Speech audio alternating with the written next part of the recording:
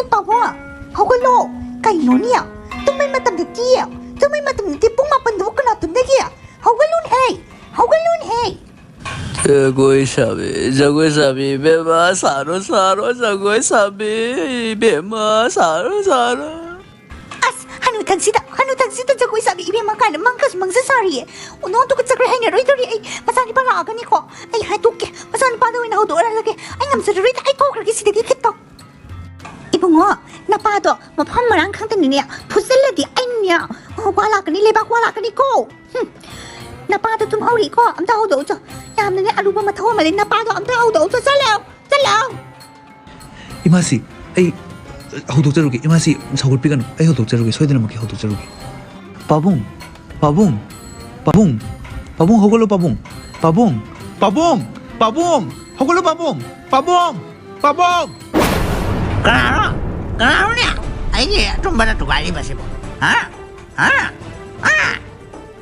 Ini Babung, nanti lupa tu mani Babung.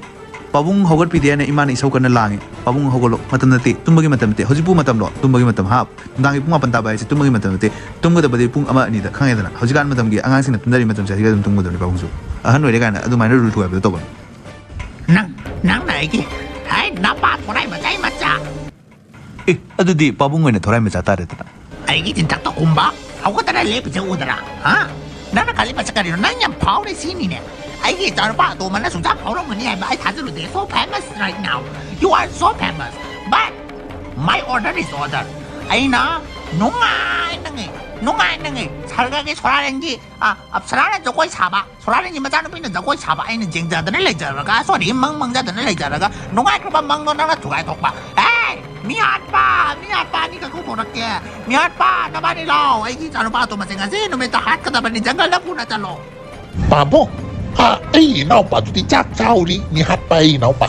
Ada babong wama aiki. Babong nak highway ni sebu, aduh bicara ni pani ko. Aduh nak hekbuk tu bicara ni pani ko. Nanti nak jumlah pun nak dia ko. Kali ni babong nak siam kari ni sebu. Aduh sumang bagi teman tu, mang tu highway teman tu. Babong nak kali ni nak jangan lupa hatu kan tu sebu. Masuk pagi awal tu bening tu. Nus dia. Ay na ay ba may upset tahu. Ay order is my order. Jangan tahu, pura jalan. Tamu na untuk di hard play di pura ya ba. Ado tamu, ay kipun sigi orang ay untuk bikhani seri. Ay buat pikan please. Ay Babung na masai mang di ba manglando. Ado ay tahui. Mag sorarin dalay ba sorarin yung macam nupi. Absara mag jagoy sa amin na ba. Natete absara magi sabada jagoy sabada mayam pahami ako ko. Asima ay so din na tungan ni tamo. Ay ngon the please chance mo dong. Ay absara do malim sila porkan ni. Magi sabada, Babung gi sabada ay jagoy sa hanyin ni. Please. Aduh, era putih pay ni. Nang porak tu bayi natin ni. Nang napado ay nusi dia. Mana apau saraga. Cuma ni lalik kan tu ni. Kan tadi board pi bayi besi di. Ay supan dia.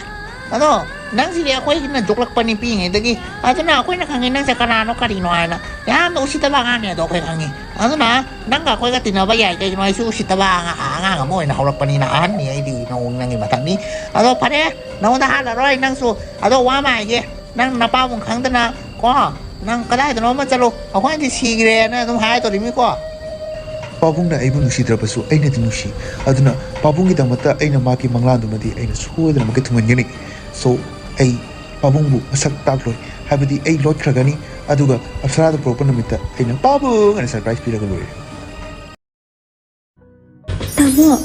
tamo kanano nang bo thengna ba ahing sida khangau da bang khau madalak laga tamo na litlagi basibu tamo nang bo kanano tamo gi minglen nom tak haibiro ay giming ningthe mangang na kawi ay sa somebody na tika you know habidi ay nitogi machani pani habidi ay sa prince ni so nangi ming di ka kay kawi nang sa kanano karino amtang nangi introduction ng piu kay you know habidi nang di nasagyan pa say ay gidi ming leite ay di mayabum na magnakhang ba Heloi na magtigi atombi Heloi taret ke atombi Heloi tombi ni ay di duna mayam na ay bu tombi haraga khangne tamo so ibu tombi hana dum kaubiyo oh nang di Heloi atombi ora ma ba ay nuai ta ba thamoi ki wafam se long ta tamje ko ay gi ni habata karama ta leitre ay se ay gi ipa phaw bana si kro hato kro ay duna da di bot pira ban ay se atu ki matik tol bani ay gi lefam leite ay gi yum leitre ay gi kari mata leitre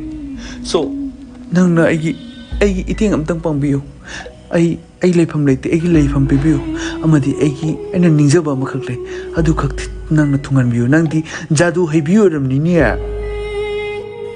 Tamona ningdi bado kari wano nachanda seng na haibiyo nachanda soidana thungna batawjage to tamo aigisu ainiba wa khare dile aina tamo gi ningba thunga labadi tamona aibu tamo gi seba tobi nupi oina lobi gadabane tamo gi talo oina losan bi gadabane yabi bra tamo Pare duwa dudi kona khanasi ado na igi leifam tampiyo aduga aina hainingi ba wasidi ai hojik hayorage akhoi pabung ma yamna aidi big fan ni sarga gi apsara gi big fan ni sarga gi majanupi sorare ni majanupi ki big fan ni mado mana pauni basi magi sabada jogoi sabi apsara duna magi sabada jogoi saba asimani mana pauni base ado aidi lai nate aidi jadu pu basu nate aduna aigi di itik leijade adu orsu aina wasakpadi wasakre aigi ipa gi mangda aigi ipa gi sabada adugi nupi do porotaka jawai shanya ne aduna nangdi ngambani na mata chare ibema nanga iga amtang di laurusi natraka ai lauruki nang amtang ai ngonda upaya matang pambe yama tampiyo adubura ichebe madudi aiga loina khangne mogi machina na puna maksu aiga khangne makti aikhoi ki relatives ni aduna tamo aigi apai ba phanse asiga phamlagane kaka indra gi mafam da chalaga kaka da adum haibiyo ana mai banjanu pidu pirakani habidi jogoi sahangani moidi amna dance competition asiga made amna part lojabani ke gino haidi serga gi machanu pinya aina mak haidi indra gi machanu pinya aina moi chawthok chedabani moidi sigum art ki lamda amna mang thaba kangu ngaktani aduna tamo yang na chetna batobiyo hoi pare nang thorang toro ai chatna batawrage pare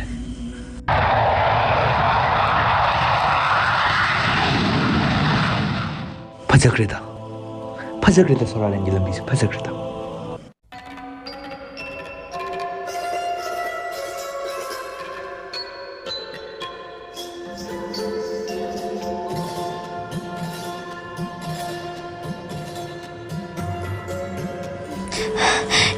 la minam na miss kay gina la sanam na me minam na miss sanam na me kanano ko sida kanalay ke kanalay ko sida jogoi sabalo ina disturb boy ai atiyasida lagro matungda ai lamuknari adomna please lambi takira aina chagado lambi asi ining thau indra gi mafamdani in chagadoisi maki machanu pijawai sabido aduga ai thengnajage phangnajage tawban lakpuni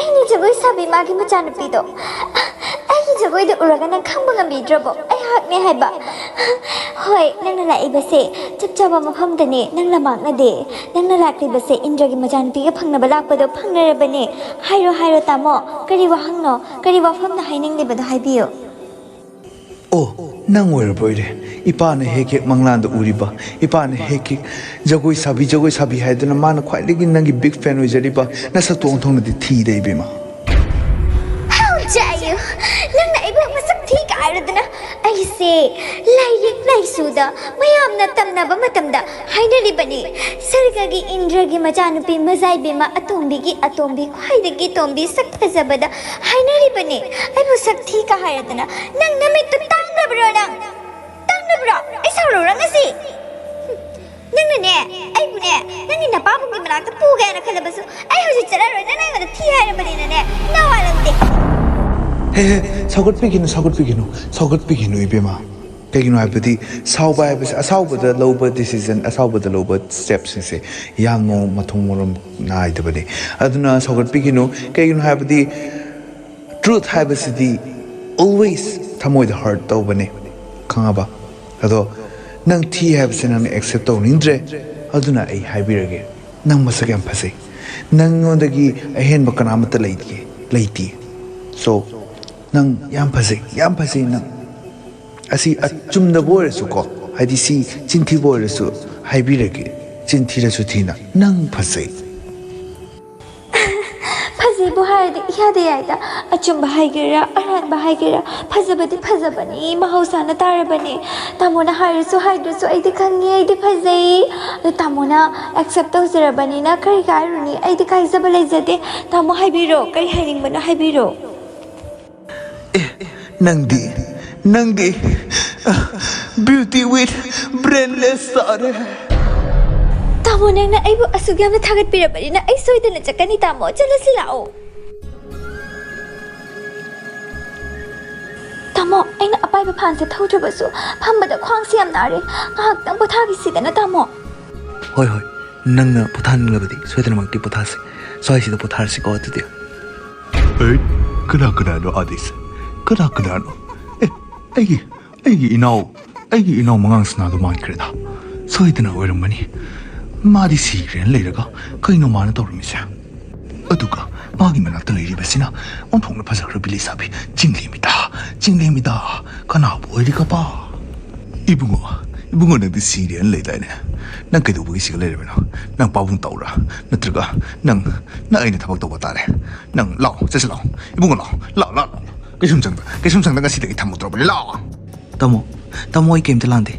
Tamo aina tawribase akhoi pabungi nuainaba akhoi pabungi haraunaba akhoi pabungna ningzariba mayamdo adu thunganabani aina hona jarkribase tamo nang lana laure He pabungna nangu sikhro hatokro haiduna haikrabada nangna hoji phabai hinduna lermi pabungi mafamda nangna nam thak toba karino manipur gin thosibu phagi toba yaba mira ha No tamo please adunga habigano aina tawribase aigi thawaisu hingjanaba madi pabungi su haraujana aina hona jabani Tachong na habiri dubu tamo na habiri dubu kadi wafumno. Kaino no inang nari bawadabo. Kaino. Atuka nupa masina kanano. Asama tuso adana pasagrida. Aise ningthogi machanupa ahanine. Nangna pamjariba nupase. Asigi na mayambane. Ado ai haibadi nang su masak phase ai su masak phase. Asigumba masak thiba angang siga loina doisaru. Ai ga loina bana nungai ni da. Aduna aigi taloi lagda chanbirage nang lao chalasi lao aduga sigi angang siga nang loina desero siga angang se ekisim sangda hapsin chore kagino haibadi mak samara leiraba mine Aima aidi mara leba no padu him paning diye aibu losan diyo tamo aibu losan diyo To like, share, subscribe.